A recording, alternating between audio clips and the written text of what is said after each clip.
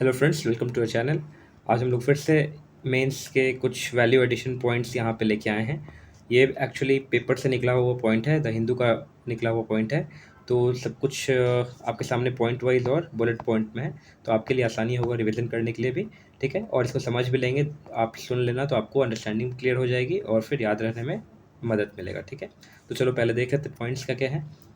चलो, पहला तो है कि आदित्य L1 जो हमारा अभी आउटर स्पेस में है, उसका जो ऑर्बिटल मनोवर होगा ना, वो लिक्विड एपोजी मोटर से होता है। ठीक है, ये जस्ट मैंने इन्फॉर्मेशन स्टैटिक बेस पे निकाला है, तो आपको ये कभी सुन के वो नहीं लगे कि लिक्विड अपोजी मोटर क्या है, कहाँ पे यूज़ होता है। ठीक है, उसके बाद फिर आदित्य L1 में भी यूज़ हुआ है और चंद्रयान 3 में भी यूज़ हुआ है ये। ठीक है, तो इसलिए यहाँ पे इन्फॉर्मेशन रिलेवेंट होता है।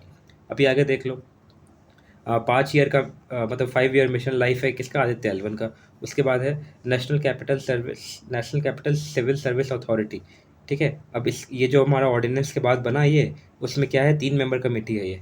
ठीक है, ये याद रखना, 3 मेंबर कमेटी। मल्टी मेंबर पूछा तब भी सही है, और ऐसा नहीं कि उसमें क्या कहते हैं 5 मेंबर हो गए, 3 मेंबर, 5 मेंबर हो गए, नहीं तो 3 मेंबर की कमेटी है। ठीक है, उसके बाद ऑपरेशन गज है। गज मतलब क्या कि कभी कभी क्या होता है ना कि कोई एलिफेंट रोग बन जाता है, बहुत ज़्यादा खतरनाक बन जाता है, मतलब मारने लगता है, डिस्ट्रॉय कर देता है, घर को उजाड़ देता है, मतलब। ठीक है, तो उसके लिए क्या होता है कि हमारे जो ट्रेंड एलिफेंट्स है ना, ट्रेंड एलिफेंट्स को यूज़ किया जाता है। अब यहाँ पे ट्रेंड एलिफेंट्स कहाँ ट्रेनिंग करोगे, कोई कैंप होना चाहिए। तो एक एग्जाम्पल नैयाला करके कैंप है, मैं बताऊंगा रिलेवेंट क्यों है पॉइंट। तो नैयाला फॉरेस्ट कैंप है, वहाँ पे एलिफेंट को ट्रेन किया जाता है। अब ठीक है, एलिफेंट जो ट्रेंड होता है उसका नाम क्या दिया गया, तो कुमकीज नाम दिया गया। कुमकीज का नाम है, कुमकीज। कुमकीज किसको कहते हैं, ट्रेंड एलिफेंट का नाम है। ठीक है, अब ये लोग को यूज़ किया जाता है हमारा जो रोग एलिफेंट हो गया है उसको पकड़ने के लिए। उसके बाद फिर उसको कैंप में लेके जाया जाता है और वहाँ ट्रेनिंग मिलता है और ये फिर ठीक होता है। अब ये कहाँ पे आ जाएगा हमारा, तो मैन एनिमल कन्फ्लिक्ट जो है ना, मैन एनिमल कन्फ्लिक्ट, इन्वायरमेंट का जो इशू है, बायोडाइवर्सिटी को बचाने के लिए,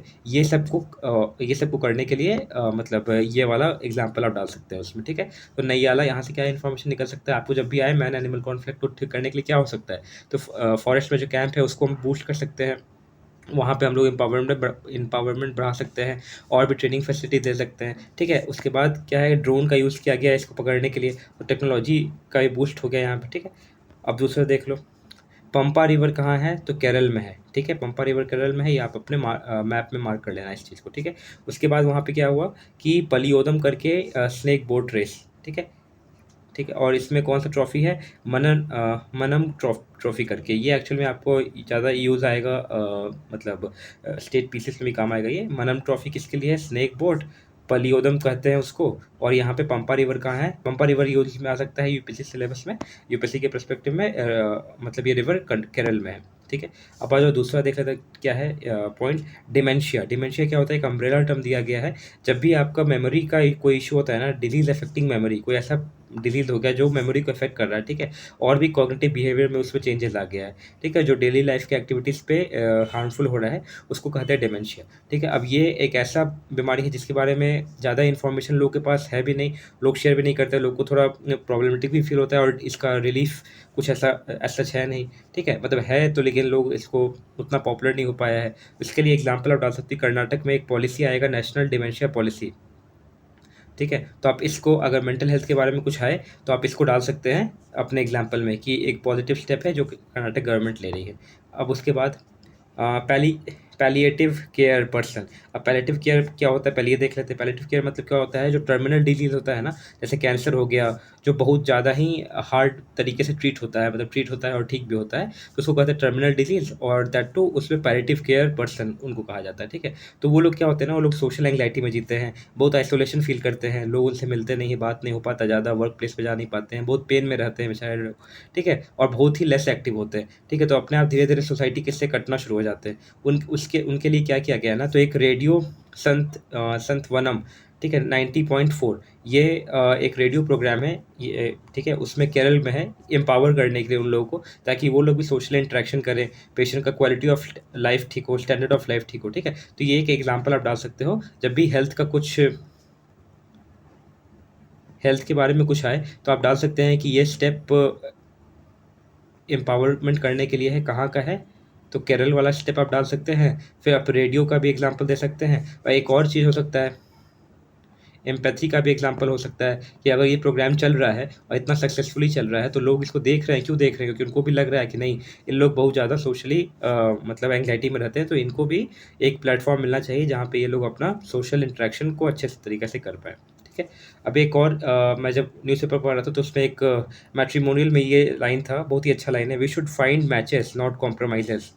ठीक है? अब ऐसा नहीं कि शादी करने के लिए आपको कॉम्प्रोमाइज़ नहीं करना चाहिए, मतलब उसके लिए क्या होता है ना, फिर पूरा लाइफ़ ही खराब हो जाता है। ठीक है? तो ये स्टेटमेंट आप वुमेन एम्पावरमेंट में डाल सकते हो, मैरिज में डाल सकते हो, एथिक्स में डाल सकते हैं। ठीक है? और एस्से में भी डाल सकते हैं, लाइक ठीक है, we should make matches not compromises. ठीक है? ये सभी कुछ-कुछ ऐसे-ऐसे पॉइंट्स हैं ना जो शायद और कोई मतलब रिलेवेंट तो है, लेकिन कहीं और आपको मिलेगा नहीं ये सब चीज़, तो मैं आपके लिए लेके आता हूँ। यहाँ पे मैंने ये भी लिख दिया कि किस में आ जाएगा, वुमेन का सोसाइटी में और सोशियोलॉजी में आप यूज़ कर सकते हैं। अब G20 के बारे में देख रहे थे, G20 के बारे में तो बहुत कुछ है, इन्फॉर्मेशन सबको पढ़ भी चुके होंगे आप लोग, थोड़ा और भी देख लो। इसमें क्या है कि क्या करना है, कंसेंसस इकोनॉमिक बिल्डिंग पे हम लोग को ज़्यादा फोकस करना होता है, पॉजिटिव कंस्ट्रक्शन पे काम करते हैं, एम्बिशियस, ठीक है, बैलेंस्ड अप्रोच होना चाहिए। ग्लोबल साउथ का बात करें, ग्लोबल साउथ बहुत बड़ा आ रहा है, इसको जरूर मेंशन करेंगे अपने आंसर में। ठीक है? उसके बाद सॉरी, उसके बाद क्या है, ये न्यूज़ का कंटेक्स्ट में बता देता हूँ। यूक्रेन के जो एम्बेसडर या मिनिस्टर हैं, मैं कंफ्यूज कर रहा हूँ, उन्होंने ये कहा इंडिया में कि आपने वॉर के समय ह्यूमैनिटेरियन सपोर्ट दिया, बहुत अच्छा ह्यूमैनिटेरियन सपोर्ट दिया, बट हम लोग चाहते हैं कि पोस्ट वॉर आप लोग रिकन्स्ट्रक्शन में मदद करें हमारा। ठीक है? रिकन्स्ट्रक्शन इन द सेंस कि जो भी बिल्डिंग कोलैप्स हो गया उसको फिर से बनाने में मदद करें, जो भी स्कूल खराब हुए हैं उनको फिर से बनाने में 2000 प्लस स्कूल बर्बाद हो गए उसको फिर से बनाने में मदद करें, सोशल सिक्योरिटी हो गया, रोड हो गया, ट्रांसपोर्ट हो गया, सबको फिर से बनाने में मदद करें। ठीक है? इससे क्या होगा ना कि जो ट्रेड रुक चुका है वो भी बूस्ट होगा, बायलैटरल टाइज बूस्ट होंगे, ट्रस्टवर्दीनेस बूस्ट होगा और इंडिया का एक इमेज भी अच्छा होगा मार्केट में। और उनका एक स्टेटमेंट भी था कि जो मदद करने आएगा उनको ज़्यादा बेनिफिट भी मिल सकता है, इकोनॉमिकली बेनिफिट भी मिल सकता है, क्योंकि ऐसे पीपीपी मॉडल्स होते हैं, फिर लोन ग्रांटिंग, बहुत सारा वेज होता है ना जिससे हमारे कंट्री को भी बेनिफिट हो सकता है। तो ये एक न्यूज़ था वहाँ पे। ठीक है? अब आ जाओ, दूसरा न्यूज़ है हमारा, ड्रग को लेके एक इशू है। अब ड्रग का इशू कहाँ कहाँ पे आएगा, पहले अपने सिलेबस को रिवाइज करो। हेल्थ में आ जाएगा, सोसाइटी में आ जाएगा, और फिर क्या आ जाएगा, एम्पावरमेंट में आ जाएगा, और ये हमारा सिक्योरिटी का भी इशू है। ठीक है? तो इतना हम लोग को अपने सिलेबस के थ्रू पढ़ना है इसमें। अब देख लेते हैं क्या इसके में केस स्टडी है। तो पहला क्या है कि जो भी रिलीजियस, कश्मीर का एक्चुअली कहानी है या वहाँ का एग्जाम्पल लिया होगा, केस स्टडी है। तो रिलीजियस सेंटर्स और एजुकेशनल इंस्टीट्यूट है ना, वो लोग बढ़ चढ़ के आ रहे हैं ड्रग के मैनेज को रोकने के लिए। वो लोग क्या कर रहे हैं ना कि अपने यहाँ पे जो भी रिलीजियस सेंटर है वहाँ पे वो लोग क्या कहते हैं, स्क्रीनिंग का प्रोग्राम कर रहे हैं। फिर वहाँ पे लाइक जो कमिटीज़ होता है ना, वो लोग वहाँ पे स्क्रीनिंग टेस्ट किट प्रोवाइड करते हैं, फिर अवेयरनेस कैंपेन करते हैं ताकि लोग ड्रग का अब्यूज़ होने से बचें। ठीक है? अभी और देख लो क्या क्या इन्फॉर्मेशन है यहाँ पे। तो ये बता दिया, रिलीजियस सेंटर और एजुकेशन इंस्टीट्यूट एक साथ आके हेल्प कर रहे हैं, काउंसलिंग दे रहे हैं यहाँ पे कि ताकि ड्रग एडिक्शन का जो प्रॉब्लम कश्मीर वैली में है उसको कम किया जा सके। अभी वहाँ पे 10 लाख से ऊपर लोग जो है ना वो ड्रग एडिक्टेड है, बहुत बड़ा ऐसा न्यूज़, मतलब ये ज़्यादा अच्छा फिगर तो नहीं है, तो इस पे थोड़ा काम करने की ज़रूरत है। ठीक है? मोहल्ला कमिटीज़ भी बना हुआ है जिसका यूज़ किया जा रहा है वहाँ पे लोगों को मोटिवेट करने के लिए कि वो लोग ड्रग की तरफ ज़्यादा इंक्लूड नहीं हो। ठीक है? उसके बाद जो पीपल सेंट्रिक इनिशिएटिव हम लोग को लेना बहुत ज़रूरी है, जिससे प्रिवेंशन हो पाएगा।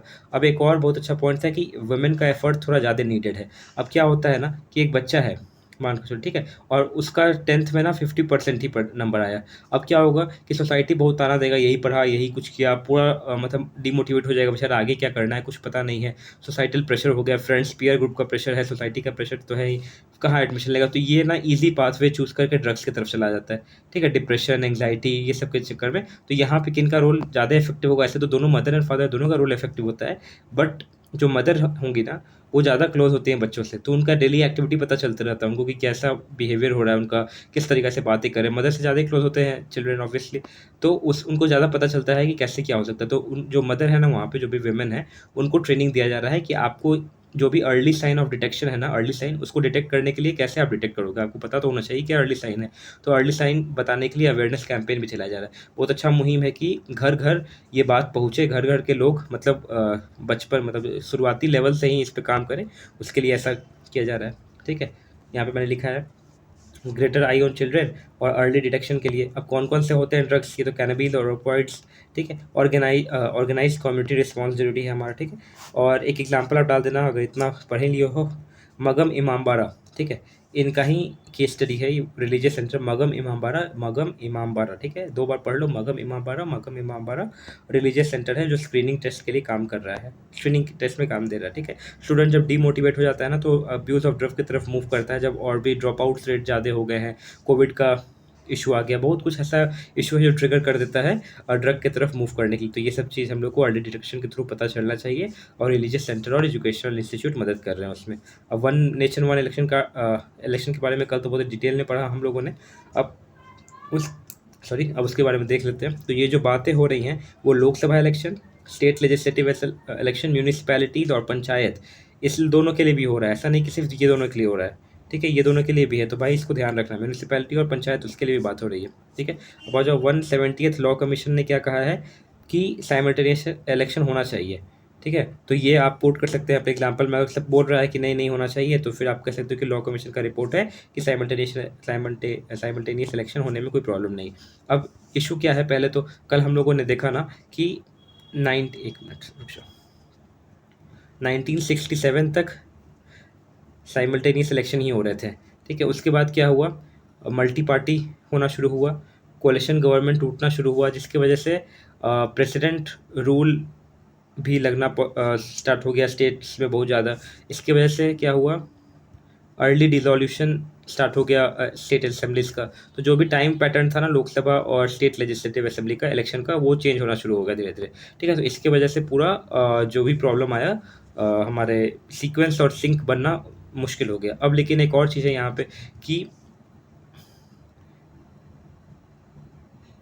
SR बोमई केस, ठीक है, इसमें गवर्नर के बारे में कहा गया था, ठीक है। और भी है इसमें, देख लो यहाँ पे, इसमें क्या है, सबसे ये क्या किया ना कि जैसे ही ये जजमेंट आया उसके बाद से प्रेसिडेंट रूल जो है ना वो लगना धीरे धीरे बहुत स्टॉप हो गया है। अब ये भी एग्जांपल यहाँ पे तो नहीं, और भी कहीं भी डाल सकते हो, याद रखना SR बोमई केस आने के बाद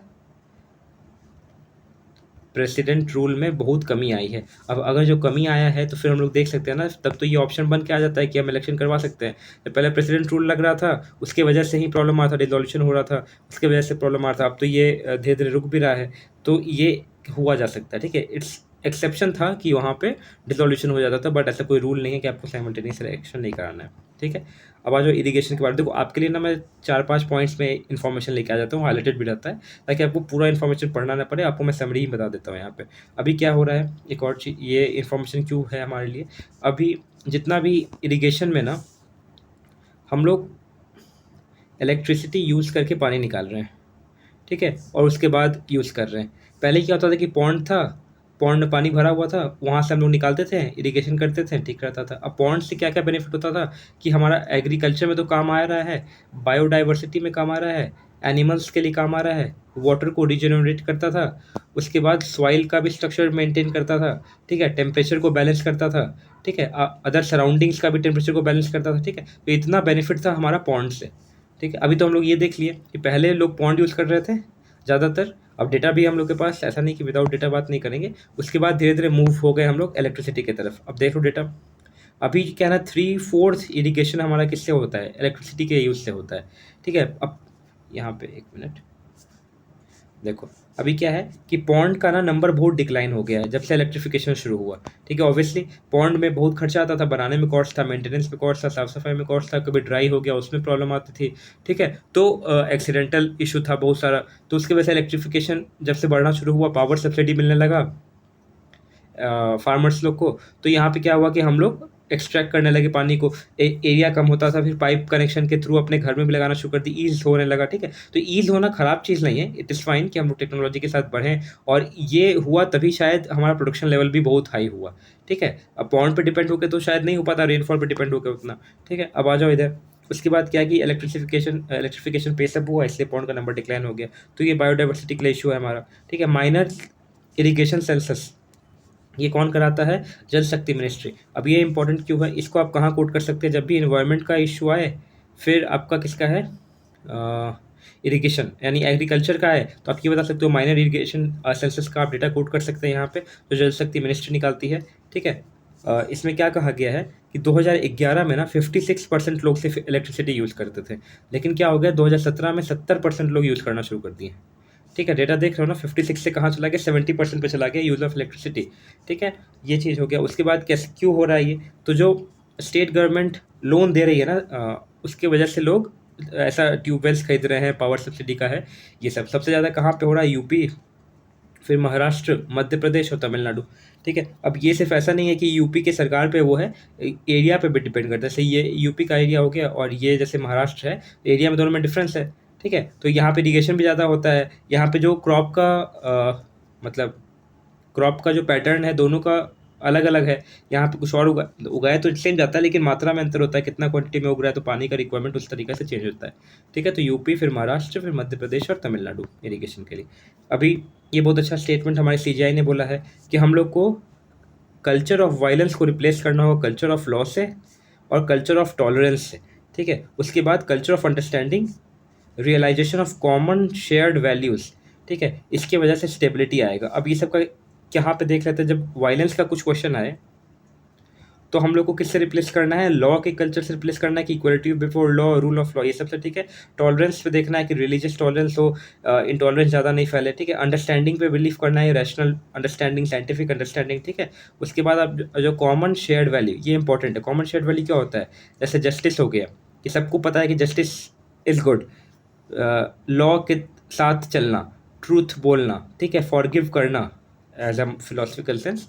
ठीक है, तो ये सब मोरल वैल्यू अपहोल्ड करना, एथिकल वे में काम करना। ठीक है, तो कॉमन शेयर्ड वैल्यूज़, ये कॉमन शेयर्ड वैल्यूज, इंटॉलरेंस नहीं होना है, टॉलरेंस होना है हम लोग को। उसके बाद है अंडरस्टैंडिंग होना चाहिए और लॉ के अनुसार चलना है, कल्चर ऑफ लॉ होना चाहिए, कल्चर ऑफ वायलेंस नहीं आना चाहिए। ठीक है, उसके बाद हीराकुंड में जो डिस्प्लेसमेंट हुआ था जब ये बन रहा था, तो उन लोग जो डिस्प्लेस्ड हुए थे ना, उनको अभी लैंड ग्रांट और लैंड राइट देने की बात हो रही है। ये एक न्यूज़ है, बट हम लोग को अपने आंसर में लाना है इसको। आप किस में डाल सकते हो, लैंड रिफॉर्म कब आता है, डेवलपमेंट कब आता है, इंफ्रास्ट्रक्चर कब आता है, पीपल्स राइट कब आता है। समझ रहे हो, किस में किस में इसको एग्जांपल में आप डाल सकते हो कि ऐसा ऐसा है। जब भी डेवलपमेंट के लिए हम लोगों ने लैंड लिया तो हम लोग लैंड दे भी रहे हैं। ठीक है, तो ये भी आप एग्जांपल में इसको कोट कर सकते हैं। ठीक है, अभी आ जाओ एक और चीज़, ये है कि ये लोग बोल रहे हैं कि इस तरीके से हमको काम करना है। मतलब क्या कि टीम वर्क होना चाहिए। आप इसको डायग्राम वे में डाल सकते हो कि टीम वर्क पे काम कर रहे हैं, टेक्नोलॉजी पे भी काम कर रहे हैं, उसके बाद हम लोग ट्रांसपेरेंसी पे काम करेंगे, फिर ट्रांसफॉर्मेशन और टाइम लिमिट पे काम कर रहे हैं। ठीक है, कोई भी प्रोजेक्ट को बिल्ड करने के लिए, जैसे इंफ्रास्ट्रक्चर पे आ गया कि क्यों डिले होता है, तो पहले तो टीम वर्क के साथ काम करना चाहिए, फिर टेक्नोलॉजी बूस्ट होना चाहिए, ट्रांसपेरेंसी, अकाउंटेबिलिटी, रिस्पॉन्सिबिलिटी होना चाहिए, फिर ट्रांसफॉर्मेशन होना चाहिए। ऐसा नहीं कि कुछ पुराना ही चीज़ बन रहा हो, फिर और टाइम लिमिट के अंदर काम संपन्न होना चाहिए। ठीक है, तो ये कुछ कुछ वर्ड्स याद रख लेना, डायरेक्टली आप मेंशन कर सकते हैं अपने आंसर में। अभी गवर्नर का जो इशू चल रहा है बिहार में एजुकेशन डिपार्टमेंट के साथ, इसको आप अपने एग्जाम्पल में कोट कर सकते हैं, और कुछ नहीं यहाँ पे। यूएनडीपी का पैरामीटर्स क्या क्या होता है, जिससे वो चेक करता है एक पर्टिकुलर स्टेट या कंट्री का क्या कंडीशन है। तो पहला तो समझ लो एजुकेशन प्राइमरी है। ठीक है, health, disaster, standard of living, देखो ये सब सबको पता होगा, सभी को पता है ये सब, लेकिन एग्जाम में यूज़ कैसे करना ये देखना होगा। ठीक है, आप ये तो एजुकेशन पता है, हर आंसर में एजुकेशन डाला, जैसे डायमेंशन बना लो इस तरीके से, रुक जाओ। जैसे एक डायमेंशन, कोई भी क्वेश्चन आया हमारा, सोशल इश्यूज, इन्वायरमेंट, किसी में भी, तो पहले एक डायमेंशन बना लो, उसमें हम लोग किसके बात पहले करेंगे, एजुकेशन का बात करेंगे, फिर किसका बात करेंगे, हेल्थ एंड डिजास्टर का बात कर, एक डायमेंशन यहाँ खुल गया हमारा। उसके बाद हो गया स्टैंडर्ड ऑफ लिविंग का बात करेंगे। ठीक है, उसके बाद एजुकेशन में ही हमारा क्या हो गया, स्कूल का अटेंडेंस हो गया। ठीक है, उसके बाद फिजिकल कंडीशन हो गया, अनएम्प्लॉयमेंट का सेक्शन खुलेगा। उसके बाद इकोनॉमिक में जाएंगे तो फिर इन डेप्थनेस आ गया, यहाँ पे दिख रहा है। ठीक है, और फिर ये हेल्थ में आ जाएगा, फूड इनसिक्योरिटी, माल न्यूट्रिशन। ठीक है, उसके बाद मल्टी डायमेंशनल अप्रोच होना चाहिए हम लोग का, ऐसा नहीं कि एक डायमेंशन में नहीं। तो समझ रहे हो ना, एक डायमेंशन में इतना आंसर लिख सकते हो आप। अब ये वाला आपने फिगर बनाया है, अब एजुकेशन में कुछ डाल दो पॉइंट्स। ठीक है, हेल्थ एंड डिजीज में कुछ डाल दो, स्टैंडर्ड ऑफ लिविंग में कुछ डाल देना, एजुकेशन में डाल देना कि प्राइमरी स्कूलिंग, स्कूल अटेंडेंस कम हो रहा है इस तरीके से, फिजिकल कंडीशंस में डाल देना, माल न्यूट्रिशन, फूड इनसिक्योरिटी, ये सब। ठीक है, चलो, ये है ट्रेड का कुछ है, ट्रेड इन्वेस्टमेंट, ये सब पीपल टू पीपल टाई हम लोग को मेंटेन करना है। ठीक है, ये एक साइंस का था, प्री क्लैम्सिया, ये गेस्टेशन पीरियड के समय ऐसा होता है, ये देख लेना। अल्टाइफिकेशन, अटलांटिफिकेशन, ये एक टर्म था, इसको ध्यान रखना। अटलांटिफिकेशन और मैप का भी यहाँ पे एक चीज़ है। इसमें क्या हो रहा है कि जो भी आर्कटिक एरिया है ना, और ये हमारा, रुक जाओ,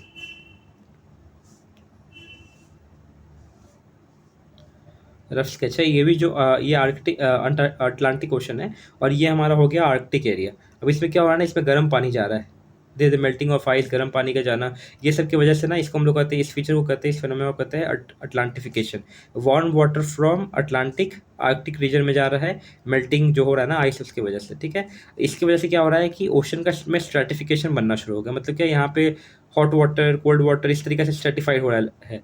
जो भी बायोडाइवर्सिटी, मरीन बायोडाइवर्सिटी है, उनको प्रॉब्लम यहाँ पे आ रहा है, ठीक है, सॉरी, ठीक है। अब इसमें क्या हो गया, और क्या कर सकते हैं, इसका मेन इशू क्या है, क्यों हो रहा है ऐसा, कॉज क्या है। तो Arctic dipole culprit is Arctic dipole. अब आर्कटिक डाइपोल क्या होता है ये देख लो, मैप से समझोगे तो फिर याद रहेगा। पहला है कि anti cyclonic wind over north America. अब ये नॉर्थ अमेरिका है, ये यूरोप है, ये हमारा हो गया अटलांटिक ओशन, ये हो गया आर्कटिक एरिया, ठीक है। पेन चेंज कर लेता हूँ। यहाँ पे बोल रहे हैं क्या, नॉर्थ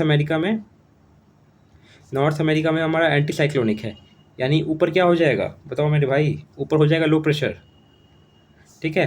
तो यहाँ पे हो गया लो प्रेशर, और ये बोल रहे Atlantic, sorry, anti cyclonic wind over north America and cyclonic wind. अब साइक्लोनिक विंड में क्या होता है, लो प्रेशर नीचे, हाई प्रेशर ऊपर। अब ये जो विंड कंडीशन है ना, अब क्या होगा, हाई प्रेशर से लो प्रेशर के पास आएगा, यहाँ से यहाँ जाएगा, फिर ये साइकिल बनेगा।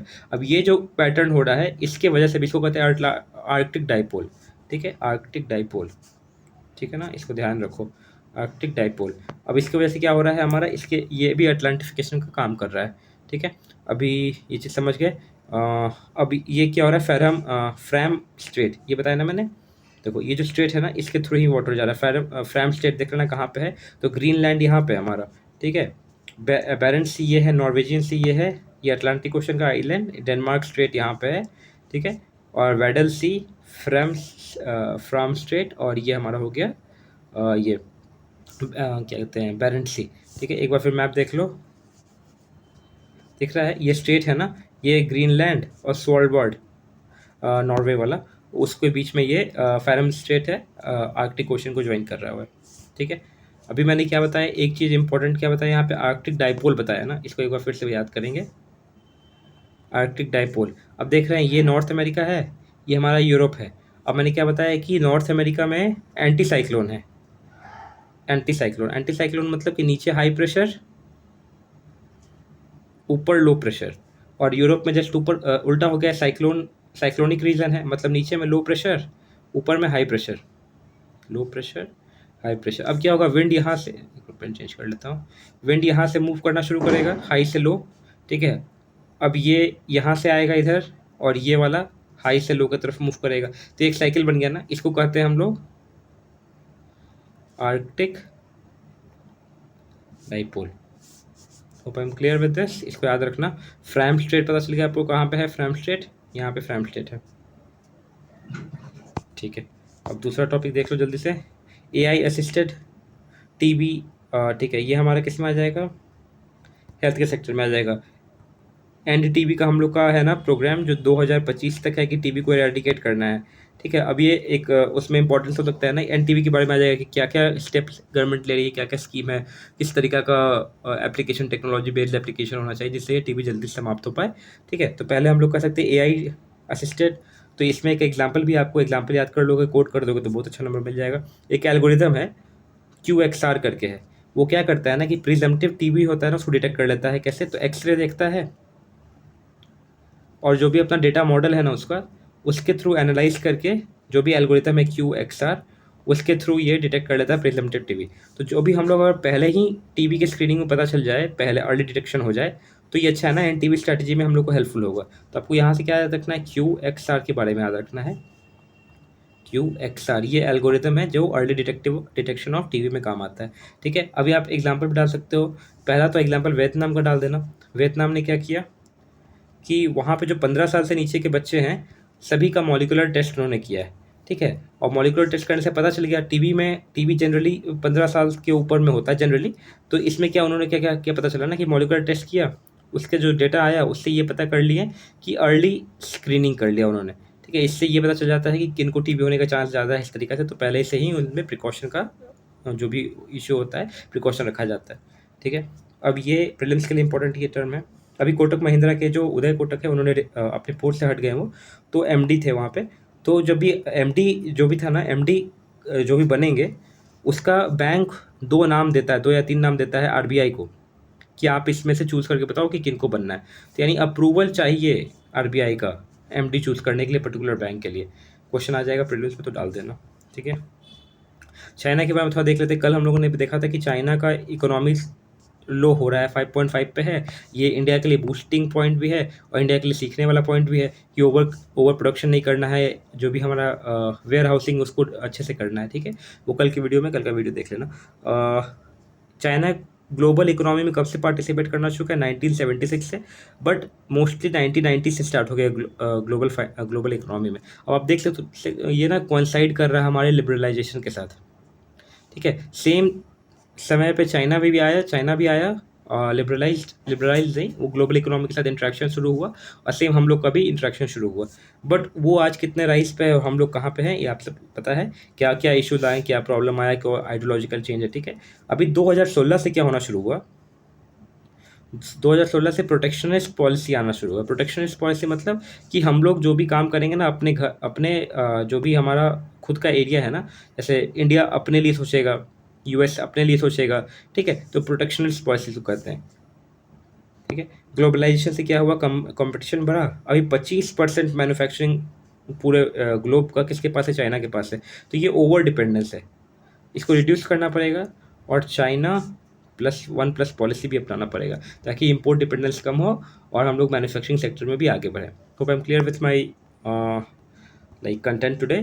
Thank you so much. अब वो नेक्स्ट टाइम आपको नेक्स्ट कंटेंट के साथ मिलेंगे। Hope you liked. Thanks a lot.